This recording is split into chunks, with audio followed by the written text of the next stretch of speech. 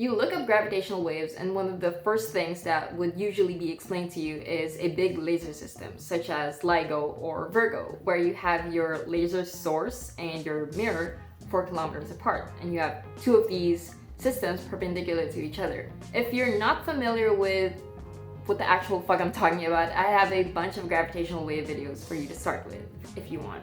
Otherwise, the main thing that I need you to get from those videos is that a limitation of these big laser systems is that the astronomical events that we get to detect are only those coming from small objects in the universe, like small black holes. And yes, a small black hole could be up to 40 times the mass of our sun, but there are even bigger objects than this that exist in our universe.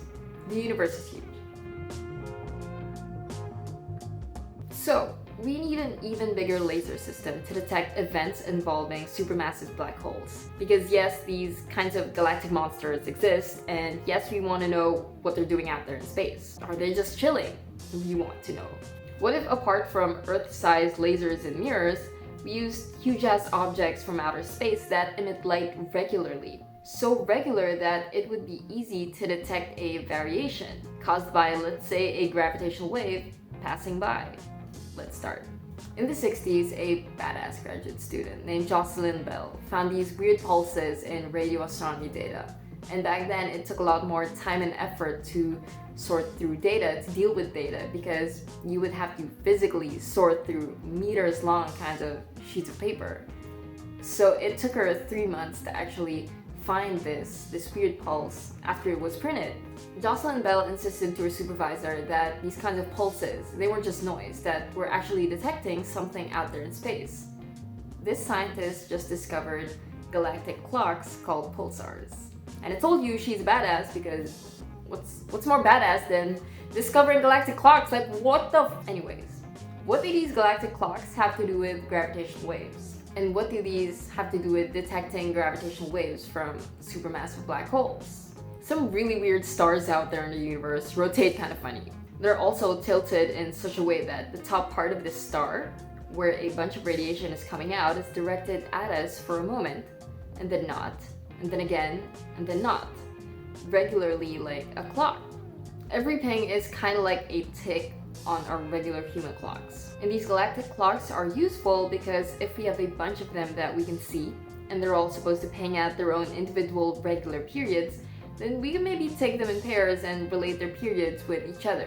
At this point, it kind of sounds like we're talking about periods, like menstrual cycles, but that might actually not be such a bad analogy. Like, my period is every 5 to 6 weeks for some weird ass reason. You could relate that with another person's menstrual cycle, which is every 4 weeks. There's a correlation to this, and you could relate my period with another person's period again, and there's a different correlation with that. That's basically what's happening with these pulsars. Each has their own weird periods, and for some reason we want to take them in pairs and compare periods because that's a fun thing to do. Take them in pairs, relate them with each other, plot that relationship with every possible pair of pulsars we see, and we should get this curve. This curve is what we expect when we take those relationships between pulsars and have gravitational waves passing by. Note that I said waves plural, and by that I mean all kinds of events involving really huge objects in the universe could be happening at the same time. Each event has its own gravitational wave signature, but what we're detecting is all of those waves on top of each other.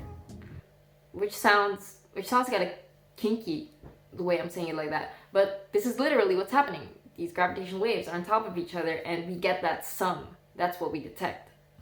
Anyways, we have these many waves coming at us from many different directions, and I'm not here to give specifics. That is up to you if you want to keep digging. I have a bunch of references at the bottom, as I usually put. But the main idea that I need you to get from this video is that once we have those pulsars and we can relate them with each other, what we get is a kind of background noise of gravitational waves in our universe. Gravitational waves specifically coming from events involving big-ass objects, like supermassive black holes. So really, really big-ass objects.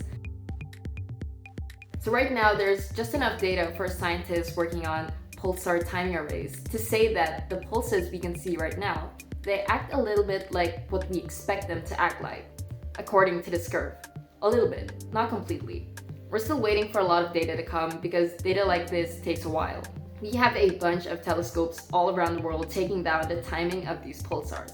But because the gravitational wave from objects like supermassive black holes has an insanely long wavelength in the scale of light years, it's going to take, well, years for a complete wave to pass by and for us to see if something changed. So what does this mean for you?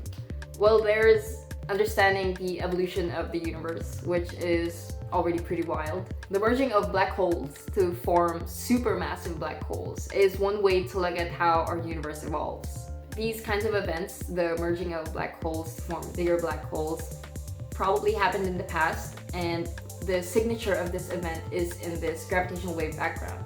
And we're finally able to use instruments. We're able to use timing, Pulsar Timing Array, to look at this signature, at this background, so that we can look into the past, understand the evolution of the universe from the very moment that it started, have more insight on the Big Bang.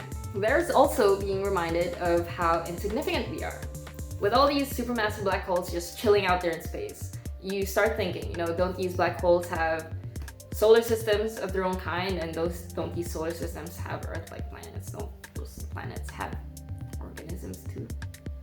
This kind of existential crisis is the starting point for a lot of my science videos, and I just want to share that crisis with people.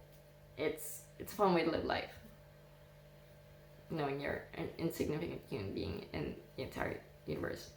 So thank you for watching, and I hope you learned something from this video, and I hope you enjoyed it as well. I usually do not like saying the next phrase I'm going to be saying, which is, I hope you like and subscribe if you feel like liking this video and subscribing to my channel. Oh my god.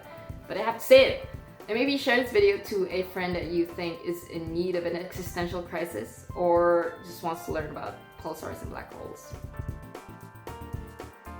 Jocelyn Bell is an actual badass, and I don't know how else to emphasize this other than by talking about this video, this 20-minute video on YouTube that is really, really well made. It's about her contribution to discovering pulsars, and if you want to learn more about this scientist, about her work, and the politics of doing science, well, watch this video, it's very worth it. And for real this time, thanks for watching, and I hope to see you next time.